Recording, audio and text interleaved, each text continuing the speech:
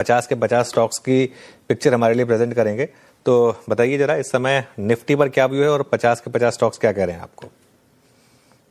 अनुज जी, दो बातें हैं। देखिए, जो विश्लेषण हम अपने क्लाइंट्स के लिए करते हैं उसी की एक झलक हम आपको दिखा सकते हैं। सारी बात जो 2.5 घंटे में हमने संडे को उनको एक वेबिनार में समझाई नहीं बता पाएंगे, तो दर्शकों से अनुरोध है, हमने उस रिकॉर्डेड वेबिनार की एक कॉपी भी ट्विटर पे छोड़ दी, जिसको डिटेल में देखना वहां देख ले। दूसरी नंबर बात, ये जो आजकल डायलॉग कुछ लोग दे के निकल जाते हैं ना कि बाजार का टॉप और बॉटम या तो भगवान को पता है या झूठे को पता है, तो हम तो झूठे हैं नहीं और भगवान बनने की गलती हम करेंगे नहीं। तो हमारे पास एक पहलवान है जिसका नाम है टेक्निकल एनालिसिस, तो उसको सीख लीजिए और डायलॉग कम दिया करें। जो लोग इस तरह के डायलॉग देके मजाक उड़ाते हैं दूसरों का, ये देखिए मेरी स्क्रीन जो शेयर्ड है उस पे हमने 50 के 50 स्टॉक्स को एक साइक्लिकल रिप्रेजेंटेशन में डाला है मैप पे। सारांश मैं इसका बताऊं, अब हमें ये मैप को मैं दिखाने के पहले आपको पहले तो निफ्टी के टॉप और बॉटम बताऊं। देखिए, निफ्टी की प्योर इंडेक्स को हम देख रहे हैं।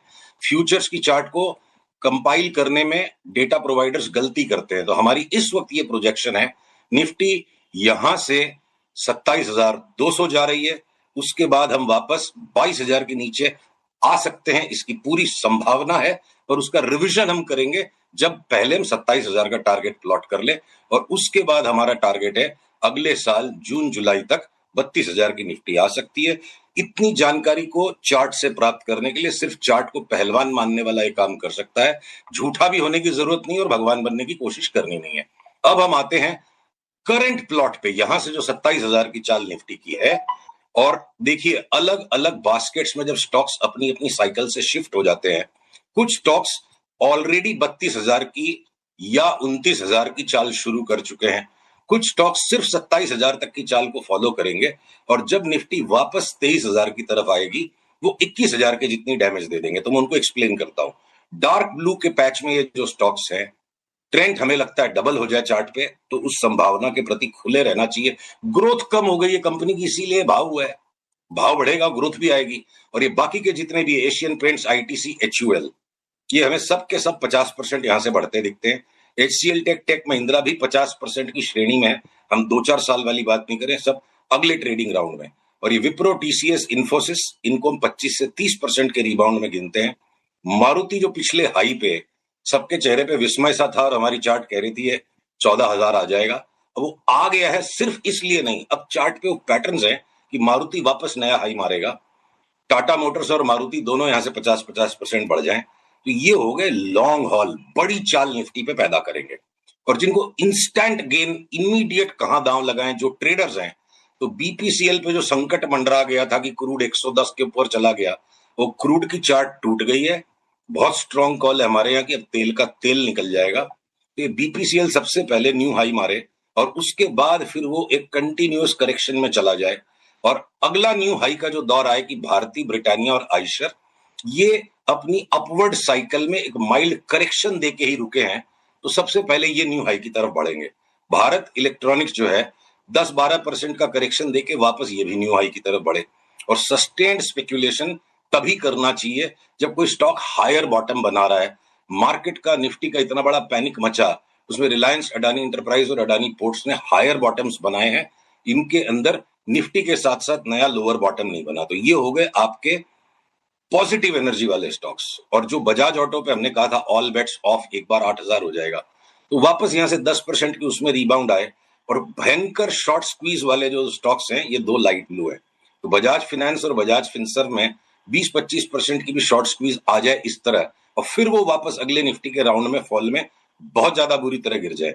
अब एलएनटी, जिसके ऊपर में विस्मय हो रहा था जब हमने कहा कि ये इस तरह से टूट जाएगा, एलएनटी वापस एक नया हाई लगाएगा, पर हमने उसको इस श्रेणी में नहीं रखा यहाँ पे, बल्कि यहाँ रखा कि एलएनटी नया हाई लगाएगा और वहां सारे खुश हो जाएंगे, और अगले मार्केट फॉल में एलएनटी इस राउंड से भी ज्यादा गिरेगा।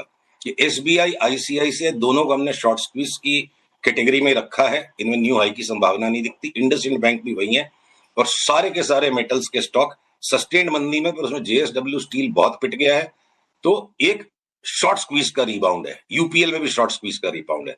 डीवीज लैब अगर नया हाई बना दे, और ये ग्रासिम, एचडीएफसी बैंक, कोटक महिंद्रा, एम&एम, Nestle, Tata consumer, HDFC life भी सिर्फ शॉर्ट स्क्वीज रैली करे, और जियो फिनांस और इटर्नल दोनों यहां से बहुत बड़े न्यू हाई लगाए हैं, पर उसके बाद जब निफ्टी वापस आज के करंट लोस को तोड़ेगी, अगर ये बॉटम अभी फॉर्म होना शुरू हुआ है और एक दो दिन में कंफर्म होगा, तो 27,000 जाके जब वापस निफ्टी 22,000 आएगी, तो ये इटर्नल और जियो फाइनेंस वापस आज के स्तर पे लौट आए। अब बचे आपके खाली जो थोड़े लाल वाले स्टॉक्स, तो डॉक्टर रेड्डीज, एनटीपीसी, टाइटन में भी 15-15, 20-20% का करेक्शन खेल लो। हीरो मोटो और टाटा स्टील में एक छोटा रिबाउंड, उसके बाद ये सस्टेन डिक्लाइन में भी है। लगता नहीं कि इस बार 27,000 की तेजी में पार्टिसिपेट करेंगे। श्रीराम फाइनेंस, उसने तो अभी घटना शुरू किया है, एक राउंड फॉल होने के बाद छोटा रिबाउंड दिया है, सस्टेन्ड डिक्लाइन है। हिंडाल्को में तो अभी तक तो घटना शुरू ही नहीं किया हिंडाल्को ने, सस्टेन्ड डिक्लाइन आगे है। और कोल इंडिया एक अच्छा खासा डिप यहां से दे, उसके बाद वापस आई की तरफ जाएगा। ओएनजीसी और सन फार्मा में अगले 10-12% के करेक्शन में इनको वापस लेना है, और एसबीआई लाइफ और 7-8% करेक्शन दे दे तब हम इसको लेंगे। तो ये हमारी निफ्टी का पूरा मैप है। और इतनी संक्षिप्त बात में जो नुआंस मिस हो जाता है, जिनको रुचि हो और 2.5 घंटे तक सारी एनालिसिस को देखने का धैर्य हो, वो हमारे ट्विटर से लिंक को डाउनलोड करके हमारी इस रिसर्च का आनंद फ्री में ले सकते हैं। सुशील जी, चलिए, बहुत बढ़िया आपने चार्ट बनाया, बस इस चार्ट को थोड़ा आपको अपडेट करना होगा। अब निफ्टी में हीरो और डीवीज नहीं है, उनकी जगह इंडिगो और मैक्स आ गए हैं। हाँ, तो ठीक है, हाँ टूट गए कुछ। हाँ, नहीं ठीक है, चलिए। अच्छा, एक आपने इसमें थोड़ा सा ग्लोबल, हाँ, अब इसमें थोड़ा ग्लोबल सेटअप ऐड करना चाहता हूं मैं। क्रूड की आपने बात कही कि तेल का तेल निकल जाएगा, तो उस पर एक तो डिटेल व्यू हो जाए आपका, और एक डॉलर पर, क्योंकि हमारे लिए डॉलर और क्रूड ये बहुत बड़ा मैक्रो फैक्टर है। मैं आपकी अनुमति चाहूंगा, डॉलर इंडेक्स के अंदर मैं आपको इस बार एक बड़ी रोचक बात बताने वाला हूं कि येन डॉलर का जो ट्रेड है, देखिए, और भी गम है जमाने में, एक पुरानी लाइन है, क्रूड का तो भाव घट जाएगा और सारे खुश हो जाएंगे तेजी पर। अगर येन डॉलर के सामने 20%, 22% मजबूत हो गया, तो बहुत बड़ी मार पड़ेगी संसार में जहां स्पेक्युलेटिव एक्सेसेस बने हुए हैं। और मैं आपको येन की, मैंने क्रॉस को यूरो के सामने, जीबीपी के सामने, सबके सामने स्टडी किया। तो आपसे महीने भर पहले भी जब बात हुई थी कि एक बार हमने जो रिवीजन किया है डॉलर इंडेक्स में, कि क्या पता है 92 तक भी चला जाए 120 की चाल के पहले, तो लगता है अब वो वाली चाल 92 की शुरू हो गई। और डॉलर इंडेक्स को इतनी नीचे तक दबाएगा कि येन का जो कैरी ट्रेड अनवाइंड होगा। पर अगर डॉलर इंडेक्स इतनी नीचे जाएगा तो अक्रॉस द बोर्ड सारे एसेट्स नहीं लुढ़केंगे। कोरिया का जो सट्टा टूट गया, हाइनिक्स और सैमसंग ने दोनों ने मिलकर 30% इंडेक्स पे वेटेज बनाई हुई थी, वो आउट परफॉर्मेंस टूट गया, उनका कोलैप्स आ रहा है। तो येन कैरी ट्रेड की अनवाइंडिंग में कोरिया को सजा मिलेगी, ताइवान को सजा मिलेगी। 25% खाली एक स्टॉक ने ताइवान के इंडेक्स पे मचाया हुआ है। तो ये जो एक्सेसिव स्पेक्युलेटिव बबल्स बने, और ये ऑयल में, सिल्वर में, गोल्ड में, ये स्पेक्युलेटिव एक्सेसेस हम अनुमान लगा रहे हैं कि अगर डॉलर इंडेक्स इतना टूटेगा और साथ में येन भी मजबूत होगा, तो स्पेक्युलेटिव एक्सेसेस तो टूटेगी। 25.25% की रेट पे लोगों ने येन में बोरी कर लिया और उल्टा सीधा सट्टा लगा दिया। तो precious metals, energy, Korea, Taiwan, इन सारे मार्केट्स का सट्टा टूटेगा। चाइना जियोपॉलिटिकल सेंटिमेंट्स के अपहीवल के कारण शायद बेनिफिशियरी नहीं होगा। और आज की तारीख में झूठा होने की या भगवान बनने की कोशिश बिल्कुल नहीं करनी है। एक अनुमान लगा सकते हैं हम कि अगर कोरिया का सट्टा टूटेगा, ताइवान का टूटेगा, तो इंडिया के साथ जो परायापन है एफआईआई का, वो बदलेगा। और आपको मैं एक देखिए, क्रूड की चार्ट में जिस दिन ये ऑल टाइम हाई आया था, और अपनी पिछले सप्ताह बात हुई थी कि 72 से लेकर 96 की रेंज तक हम खेलेंगे, वो 99 तक, 102 तक चला गया। अभी 5 ईयर्स में कोलैप्स आया, ये इसकी रैली आई है। अगले मूव में हमको $52 की चाल पे ये लाइन टूट चुकी है। तो देखिए, बंबई से लेके दुबई तक रामू श्यामू हर एक पान वाला बोलता है क्रूड $200 हो जाएगा। तो वो भी एक टेक्निकल इंडिकेटर है कि जब पान वालों को समझ में आ गया क्रूड $200 हो जाएगा, तो आपका सौदा पान वाले के सामने है, स्टॉप लॉस लगाइए और बेचिए। एक चार्ट में आपकी अनुमति से दिखाना चाहूंगा, देखिए, यूएसडी आईएनआर, ये बहुत महत्वपूर्ण है ग्लोबल मार्केट्स में समझने के लिए। सबने रुपये को राइट ऑफ कर दिया, सबने रुपये को राइट ऑफ कर दिया कि कुछ बचा ही नहीं है रुपये में, जिस दिन मन आए जो आए, आओ उसको बॉक्सिंग मारो। आप ये देखो, रुपए की चार्ट में मोमेंटम साथ नहीं दे रहा है। बाजार का राजा भाव है, भगवान नहीं है, राजा बढ़ता जा रहा है और बाजार की रानी है मोमेंटम। अब ये 3 हाई बन गए प्राइस में और मोमेंटम बढ़ नहीं रहा है। जिस दिन 9230 के नीचे रुपी चलेगा, तो हमारे यहाँ कॉल ट्रिगर हो जाएगा 83 का।